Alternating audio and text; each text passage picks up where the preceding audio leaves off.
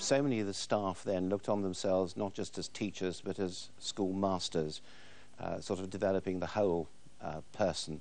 Well, education is about communicating to students, and I think any teacher worth his salt will change his attitude in response to the child. The school has changed, but the nature of the job hasn't changed. It's like being on stage, actually. You are constantly acting, as it were, to an audience, and you've got to respond to that audience to get the best out of them. One of the things about the college was that they had teachers of fairly strong characters up there. There was a Mr. Fowler, who naturally was called Chick, but once somebody tried it onto his face.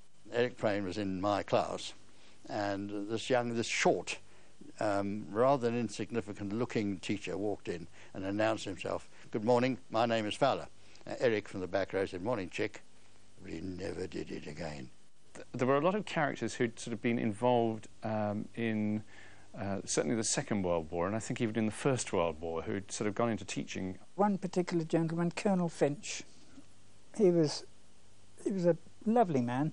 He had quite an explosive temper, and you never really knew, perhaps, when this temper was likely to erupt. He'd walk into class and say, "Right, gentlemen, I'll put you into the picture.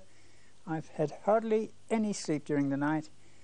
Anybody who misbehaves is going to be dealt with." So being in classes with him was rather like having an unexploded bomb in the classroom. You never knew when things were really going to get pretty exciting. And there was another one called Mr. Kennett, and he was called Punch. And the reason why he was called Punch, you were not supposed to run. He walked round with his fists clenched like that, so that a small boy running round a corner would meet it.